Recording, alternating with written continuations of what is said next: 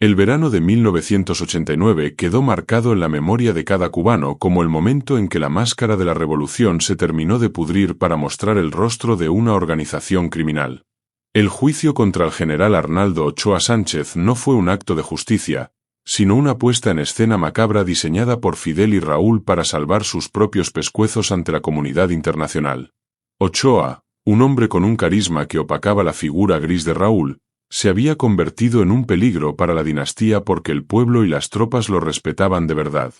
Los Castro sabían que para mantener su feudo incuestionable necesitaban un chivo expiatorio que cargara con los pecados que ellos mismos habían autorizado desde el despacho presidencial. Fue una jugada de ajedrez sangrienta donde la lealtad se pagó con plomo y la verdad fue enterrada en una fosa común junto con la honra de los fusilados. El cubano, que lo veía todo por televisión, sentía un frío en el alma al comprender que en ese sistema nadie, por muy alto que vuele, está a salvo de la paranoia de los amos. Hoy, al mirar atrás, entendemos que aquel paredón no fue por narcotráfico, sino por el miedo de dos hermanos a perder el trono que consideran su herencia divina. La elegancia de los uniformes en el tribunal no podía ocultar el hedor de la traición que emanaba de cada palabra pronunciada por el fiscal y los jueces títeres. La conexión de la cúpula castrista con el cartel de Medellín y Pablo Escobar no era un secreto de pasillo, sino una operación de Estado coordinada desde las más altas esferas. Fidel Castro, con su megalomanía habitual, vio en el tráfico de cocaína una vía rápida para financiar su guerrilla continental y golpear al imperio desde adentro. Cuba se convirtió en el trampolín perfecto, una pista de aterrizaje segura donde los aviones cargados de polvo blanco recargaban combustible bajo la protección de los radares militares cubanos. Raúl Castro, como jefe de las Fuerzas Armadas, era el administrador logístico de este negocio que inyectaba millones de dólares frescos en las arcas privadas de la familia. Los oficiales como Tony de la Guardia eran simplemente los ejecutores de una política dictada desde el punto cero, cumpliendo órdenes que venían con el sello de la máxima autoridad. Cuando la inteligencia norteamericana apretó el cerco y las pruebas eran irrebatibles, los hermanos Castro no dudaron en sacrificar a sus peones más fieles para fingir una limpieza moral inexistente. Es una burla a la inteligencia del cubano decir que un general podía mover toneladas de droga por el espacio aéreo de la isla sin que el máximo líder se enterara. La cúpula no castigó el delito, castigó el hecho de haber sido descubiertos, demostrando que su código de ética es el mismo que el de cualquier banda de delincuentes. El juicio fue un espectáculo de humillación pública donde se vio a hombres fuertes, curtidos en guerras reales, quebrados por el peso de un sistema que los devoró sin piedad alguna. Arnaldo Ochoa, el héroe de la República, fue obligado a pedir su propia ejecución en una escena que parecía sacada de las purgas estalinistas más tenebrosas de la Unión Soviética. Raúl Castro, con esa voz monótona y esa mirada de reptil, fue quien llevó la voz cantante en la defenestración de quien fuera su amigo y compañero de armas. La cúpula necesitaba que el mundo creyera que ellos eran puros y que un grupo de oficiales corruptos actuaba por cuenta propia a espaldas del partido. El cubano en el exilio sabe muy bien que en Cuba no se mueve una hoja de un árbol sin que el Departamento de Seguridad del Estado dé su visto bueno previo. Pablo Escobar mismo lo confirmó en sus historias. Cuba era un socio estratégico, un refugio donde la droga fluía con la bendición de los barbudos que hoy posan de santos.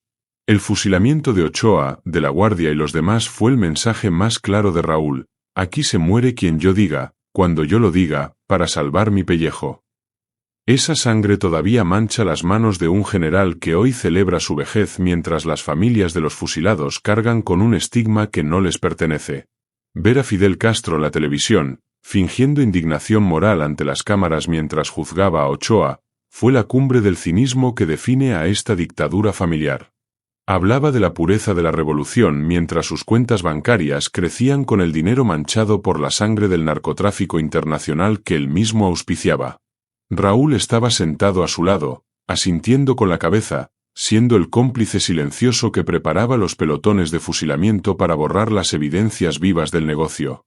Los cubanos de Miami y los que están en la isla recuerdan perfectamente ese sentimiento de impotencia al ver cómo se sacrificaba a militares de carrera para proteger a los tiranos. La droga nunca fue el problema para ellos.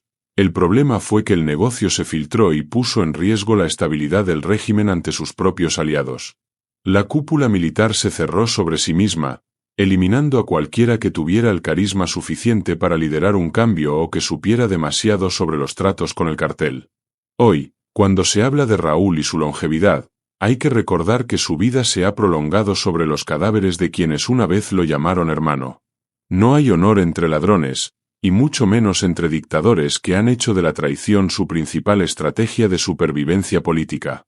El impacto del caso Ochoa en el pueblo cubano fue un despertar doloroso que rompió la última pizca de fe que algunos todavía guardaban en el proyecto revolucionario.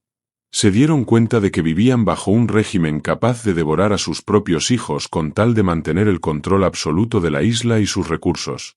La relación con Escobar y el narcotráfico mostró la verdadera cara de una cúpula que predica austeridad pero negocia con los peores criminales del planeta por ambición.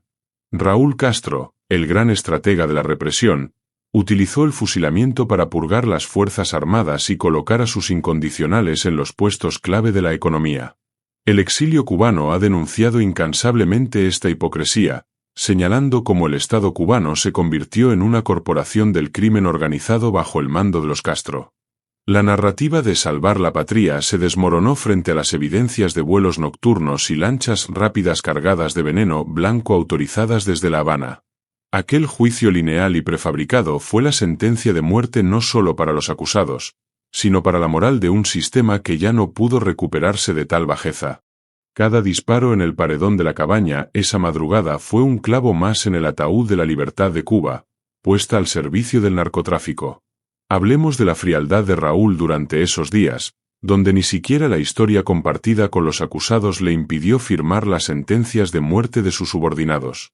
Se dice que Ochoa tenía ideas de reforma, que quería un modelo diferente para Cuba, y eso fue lo que realmente selló su destino trágico en manos del general.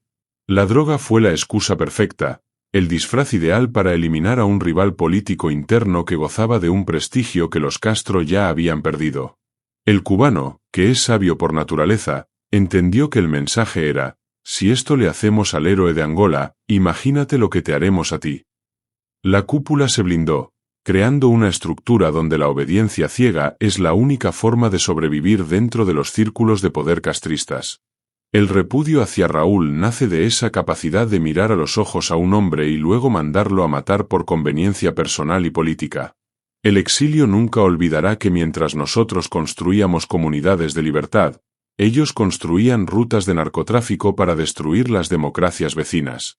Es una mancha que no se quita con discursos ni con el paso de los siglos, porque la sangre de los traicionados clama justicia desde la tierra cubana. La vejez de Raúl Castro es una ofensa para las madres de los fusilados y para los hijos de los militares que fueron borrados del mapa por saber la verdad sobre el cartel. Mientras él disfruta de sus últimos años en la comodidad de su retiro, el pueblo sigue pagando las consecuencias del aislamiento internacional provocado por sus crímenes. La cúpula hoy intenta vender una imagen de renovación, pero son los mismos perros con diferentes collares, formados en la escuela de la traición de 1989.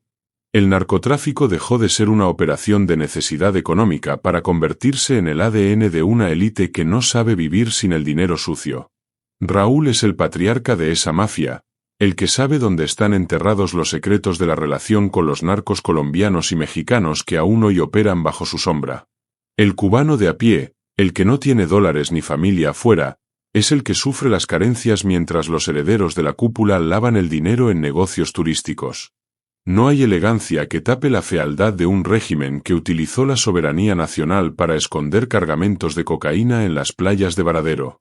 Esta es la verdad que los cubanos en el exilio repiten a diario, y que hoy resuena más fuerte que nunca en las redes sociales que ellos no pueden controlar. Miremos el juicio de Ochoa como el inicio de la era de Gaesa, donde los militares pasaron de las trincheras a las juntas directivas de empresas fantasma. Raúl entendió que para controlar el país no solo necesitaba fusiles, sino el monopolio absoluto del flujo de divisas, legal o ilegal. El fusilamiento le permitió limpiar el camino de oficiales con escrúpulos y rodearse de tecnócratas dispuestos a cualquier cosa por una migaja del pastel. La cúpula se transformó en una junta de accionistas del crimen, donde la lealtad se compra con privilegios y se garantiza con el miedo al mismo destino que sufrió Ochoa. El cubano que está fuera de Cuba ve con claridad cómo el país se convirtió en una corporación privada manejada por la familia Castro y sus generales más serviles. La droga fue solo el principio de una serie de negocios turbios que incluyen la venta de servicios médicos y la trata de personas bajo el manto de misiones solidarias. El repudio es la respuesta natural de un pueblo que se siente estafado por una banda de maleantes que se hacen llamar comandantes de la revolución. Cada oración de este texto es un recordatorio de que la historia no absuelve a los tiranos, sino que los condena al basurero de la infamia por sus actos. El exilio cubano ha sido el guardián de la memoria sobre lo que realmente pasó en aquel juicio televisado que fue una vergüenza para la jurisprudencia mundial. Hemos escuchado los testimonios de quienes estuvieron cerca de la operación y de quienes conocieron la ambición desmedida de Fidel y Raúl Castro. La salud de la que goza el general de ejército es una prueba de fuego para nuestra paciencia, pero también un motor para seguir exigiendo que la verdad salga a la luz completa. No permitiremos que la narrativa oficial borre el hecho de que Cuba fue un estado narco bajo la dirección directa de los hermanos que prometieron libertad. La cúpula sabe que el mundo ya no les cree, que el romanticismo de la guerrilla se acabó el día que los fusiles se usaron para proteger cargamentos de droga. Raúl Castro pasará a la historia no como un libertador, sino como el hombre que traicionó a sus amigos para asegurar la supervivencia de una dictadura familiar decrépita. El cubano, viva donde viva, tiene el deber de recordar que nuestra patria ha sido secuestrada por una banda que no tiene límites morales ni respeto por la vida humana. Este vídeo es un tributo a la verdad, esa que duele pero que es la única que nos hará libres de la sombra de los Castro de una vez por todas. Cerramos este bloque sobre la traición de 1989 con la mirada puesta en la justicia que tarde o temprano llegará a las costas de nuestra isla querida. Raúl puede esconderse tras sus muros y su guardia personal, pero no puede esconderse de la conciencia colectiva de un pueblo que ya sabe quién es el verdadero delincuente.